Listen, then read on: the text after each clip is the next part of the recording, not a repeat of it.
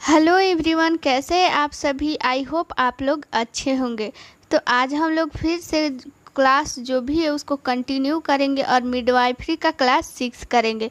Class 5 तक upload हो गया है, आप लोग प्लेलिस्ट से जाकर देख सकते हैं या फिर डिस्क्रिप्शन में लिंक है, वहाँ से भी आप लोग जाकर देख सकते हैं। देखिए, मिडवाइफरी जो है बीटीएससी एएनएम के लिए बहुत ही इम्पॉर्टेंट जो है वो सब्जेक्ट है। तो इसलिए आप लोग इसको ध्यान से पढ़िएगा, क्योंकि सबसे ज़्यादा क्वेश्चन जो है वो मिडवाइफरी से ही पूछा जाता है। क्योंकि मिडवाइफरी एक ऐसा सब्जेक्ट है जिससे टेक्निकल और नॉन टेक्निकल दोनों क्वेश्चन दोनों में से पूछ दिया जाता है। कभी कभी इसमें साइंस का जो भी नॉन टेक्निकल में साइंस आते हैं तो वो मिडवाइफरी से ही वो क्वेश्चन ले लिया जाता है। तो इसलिए आप लोग अच्छे से पढ़िएगा। और ये जो है क्लास 6 है वो प्रीवियस ईयर क्वेश्चन है, जिससे बहुत ही इम्पोर्टेंट है होने वाला है। और ये सारा क्वेश्चन 3 से 4 बार रिपीटेड है और उससे रिलेटेड फैक्ट जितने भी है वो भी एग्ज़ाम में आए हुए हैं, तो उसको आप लोग ध्यान से पढ़िएगा। तो चलिए आप लोगों को क्लास के तरफ ले चलते हैं और क्लास स्टार्ट करते हैं। देखिए, क्लास स्टार्ट करने से पहले आप लोगों को बता दें कि ये जो है चैनल फास्ट इन्फॉर्मेशन आप लोगों को जो भी दिख रहा है ये चंदन सर का चैनल है, यानी फास्ट इन्फॉर्मेशन का। यहाँ पे आप लोगों का जो है वो सफलता का बैच स्टार्ट हो गया है। और जो है ये यहाँ पे नंबर जो दिख रहा है वहाँ पे आप लोग इस नंबर पे आप लोग कॉल कर सकते हैं। पीडीएफ लेना हो या फिर क्लास लेना है तो इस नंबर पे आप लोग कॉल कीजिए या फिर व्हाट्सअप कीजिए, आप लोगों को तुरंत ही रिप्लाई मिलेगा। और वहाँ पे आप लोग जो भी बीटीएससी एएनएम का आप लोग तैयारी कर सकते हैं। आने वाले जितने भी वैकेंसी है सबके लिए बहुत ही बेनिफिट होने वाला है। और ये जो भी बैच आप लोग लीजिएगा पूरे 1 साल के लिए रहने वाला है। और पीडीएफ भी मिलता है, इसी नंबर पे आप लोग कॉल कर लीजिएगा। और पीडीएफ जो मिलेगा वो तो आप लोगों के पास हमेशा के लिए रहेगा। तो आप लोग इस बैच को ज़रूर से परचेज कीजिए, क्योंकि इसमें रहने वाला है एएनएम का जितना भी यानी 6 सब्जेक्ट है, 6 सब्जेक्ट रहने वाला है। प्लस में मैथ रहने वाला है, जीके आ गया, जीके में यहाँ पे साइंस और जनरल नॉलेज इसमें दोनों आ जाता है, या फिर और इसमें रीजनिंग भी पढ़ाया जाएगा। मैथ रीजनिंग यानी जितना भी इसमें का सिलेबस है बीटीएससी एएनएम का या फिर किसी भी एएनएम का, किसी भी स्टेट का हो या फिर बिहार का ही नहीं, सारे स्टेट का इसमें आप लोग ले सकते हैं इससे। तो अभी इस नंबर पे आप लोग कॉल कर लीजिए और फिर बैच को ले लीजिए। तो चलिए क्लास को स्टार्ट करते हैं। तो देखिए, क्वेश्चन नंबर फर्स्ट क्या कहता है। क्वेश्चन नंबर फर्स्ट ये कहता है कि सीपीआर का उपयोग प्रायः किस बीमारी के दौरान किया जाता है। तो आप लोगों ये जो है आप लोगों को पूरा 4 ऑप्शन दिख रहा है, इस चारों ऑप्शन में बताइए कि क्या होगा। श्वास अवरोध, न्यूमोनिया, पीलिया और डायरिया। तो यानी कहने का मतलब ये है कि सीपीआर जो है, सीपीआर एक मेथड है, इसका उपयोग किस बीमारी के दौरान किया जाता है।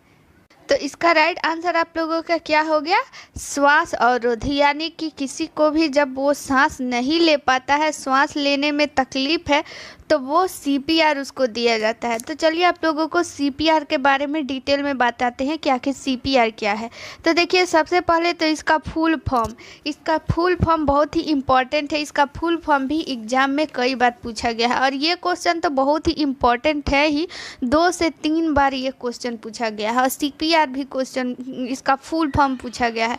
तो इसका देखिए आप लोगों को लिख देते हैं, क्या होगा, कार्डियोपुल्मोनरी। देखिए, DIPULMONARY, कार्डियोपुल्मोनरी रिससिटेशन। देखिए, RESUSCITATION, कार्डियोपुल्मोनरी रिससिटेशन, इसका क्या हो गया, फुल फॉर्म हो गया। तो ये चीज़ आप लोग याद रखिएगा।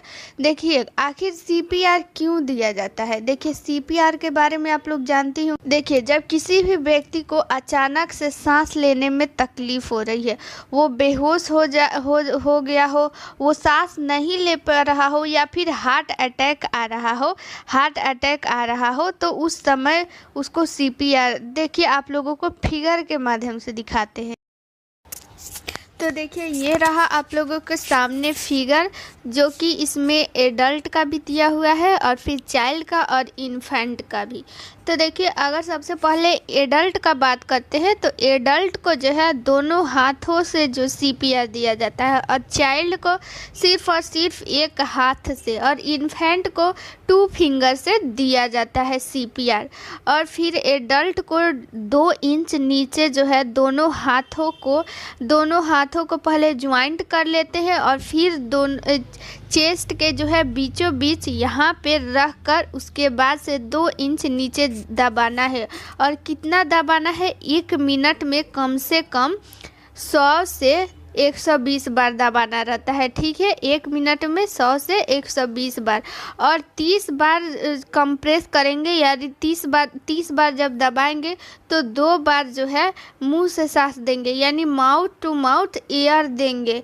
कृत्रिम, इसको हवा भी बोलते हैं कि कृत्रिम सांस भी बोलते हैं इसको, कि कृत्रिम सांस दिया जाएगा। 30 बार कंप्रेस करेंगे यानी 30 बार दबाएंगे तो 2 बार जो है कृत्रिम सांस देंगे उसको मुंह से मुंह तक। और फिर अगर हम चाइल्ड की बात करें तो चाइल्ड को भी 1 हाथ से दिया जाता है, चाइल्ड को 1 हाथ से और 2 इंच इसको भी नीचे दबाना रहता है। और इन्फेंट को 2 फिंगर से और मात्र 1.5 इंच ही दबाना रहता है। तो इस तरह आप लोगों को फिगर में समझ में आ गया होगा। तो चलिए बढ़ते हैं नेक्स्ट क्वेश्चन। देखिए तीसरा नंबर क्वेश्चन क्या कहता है, एक गर्भवती महिला में सर्वाधिक परिवर्तन शरीर के किस भाग में होते हैं। तो इसका ऑप्शन आप लोग देख लीजिए, ऑप्शन 4 ठो दिया हुआ है, आप लोग इस ऑप्शन को देखिए। योनि, गर्भाशय, सिर और शरीर के सभी भागों में समान परिवर्तन होते हैं। तो देखिए ये तो ऐसे ही सरासर गलत है कि जब भी कोई लेडी प्रेग्नेंट होती है तो उसके शरीर में सभी अंग में तो परिवर्तन नहीं होते हैं बराबर मात्रा में। और ये बच्चा देखिए 3 ऑप्शन, तो सिर में कोई भी परिवर्तन नहीं होता है, ये भी एक कट गया। और बचा 2 ऑप्शन, योनि और गर्भाशय, इन्हीं 2 में सबको कन्फ्यूजन होगा। तो इसका राइट आंसर क्या होने वाला है, गर्भाशय यानी कि यूट्रस। यूट्रस में ही सबसे ज़्यादा जो है वो परिवर्तन होता है।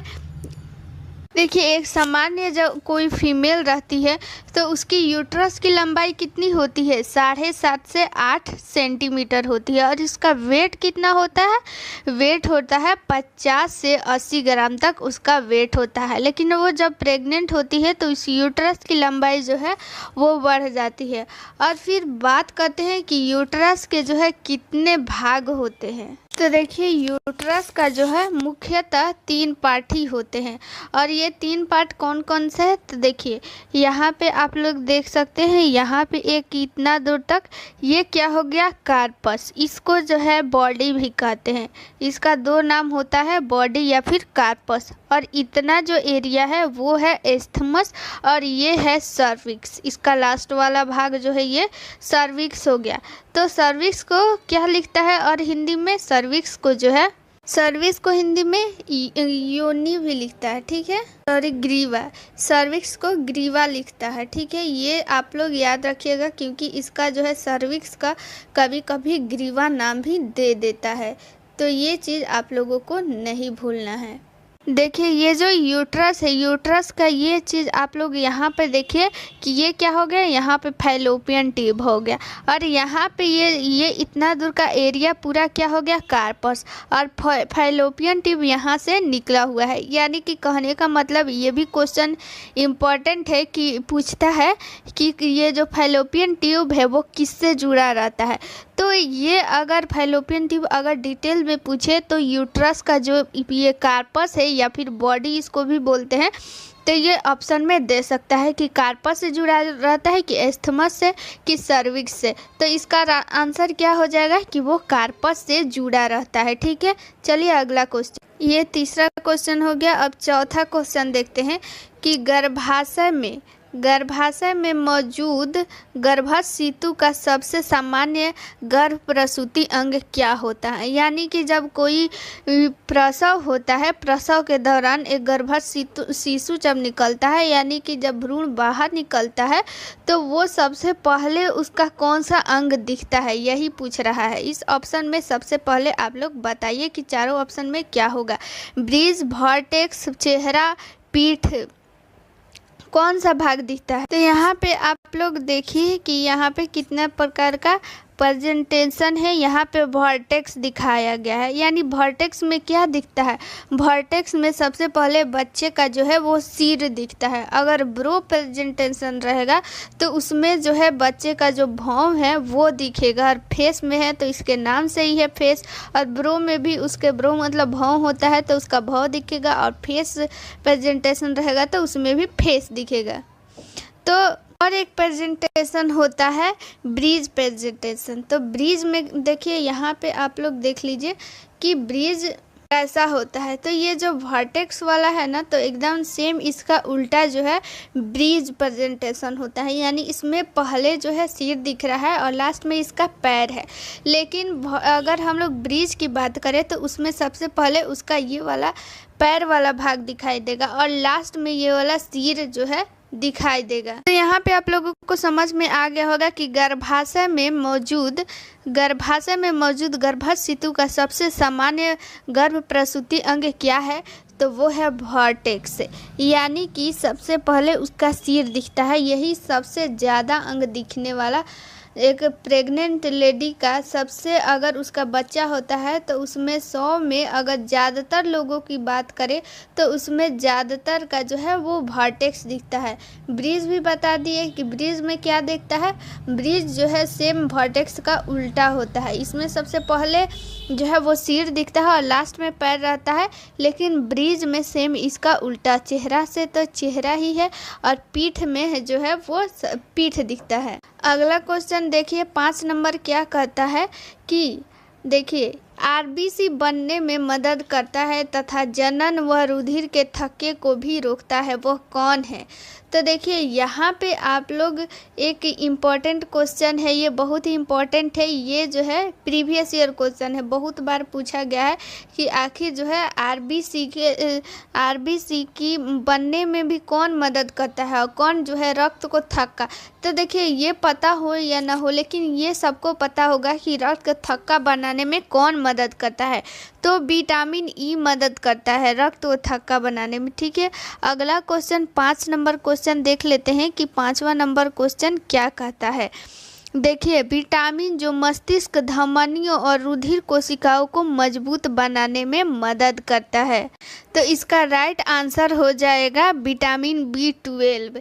तो देखिए B12 जो है इसका रासायनिक नाम आप लोगों को कभी कभी पूछ लिया जाता है कि इसका रासायनिक नाम क्या होगा। तो आप लोग कमेंट बॉक्स में बताइए कि क्या होगा इसका रासायनिक नाम। तो बता देते हैं इसका रासायनिक नाम क्या होगा, साइनोकोबालामिन। इसका विटामिन B12 का क्या हो जाएगा, साइनोकोबालामिन, साइनोकोबालामिन। देखिए विटामिन डी का क्या हो जाएगा, आप लोग बताइए कि विटामिन डी का जो है रासायनिक नाम क्या होगा। विटामिन सी का क्या होगा, एस्कॉर्बिक एसिड होगा, और विटामिन डी का क्या हो जाएगा, कैल्सीफेरॉल। तो चलिए आगे क्वेश्चन देखते हैं और फिर से इसको देखिए, इसको याद कर लीजिए। ये क्वेश्चन पूछता है, ये साइंस में भी आप लोगों को पूछ देगा, यानी नॉन टेक्निकल और टेक्निकल ये दोनों से रिलेटेड है, इसलिए आप लोग याद कर लीजिए। B12 cyanocobalamin, B12 cyanocobalamin, vitamin D calciferol, vitamin C ascorbic acid, vitamin C ascorbic acid. ऐसे ही आप लोग 2-3 बार सुनिए, आप लोगों को ज़रूर से ज़रूर याद हो जाएगा। देखिए अगला क्वेश्चन क्या कहता है, कान का कौन सा भाग ध्वनि कंपनों को विद्युत संकेतों में बदलता है। कॉग्लिया, श्रवण नलिका, कर्णपटही झिल्ली और कर्णपाली, यानी इसको इंग्लिश में पिन्ना कहते हैं। इसका राइट आंसर क्या हो जाएगा, कॉग्लिया। तो चलिए कान के बारे में आप लोगों को डिटेल में बताते हैं कि आखिर कान के कितने पार्ट होते हैं। तो देखिए ये रहा मानव कान, जो कि मानव कान के कितने भाग होते हैं, मानव कान के टोटल 3 भाग होते हैं। आउटर ईयर और फिर मिडिल ईयर और फिर इनर ईयर। जो इतना दिख रहा है ये ब्राउन कलर वाला, ये जो है वो आउटर ईयर हो गया, और ये जो है पर्पल कलर का दिख रहा है ये है इतना मिडिल ईयर, और ये इनर ईयर। और इसी इनर ईयर में जो है वो क्या होता है, कॉक्सिलिया होता है। इनर ईयर में ही कॉक्सिलिया होता है जो कि सुनने में मदद करता है।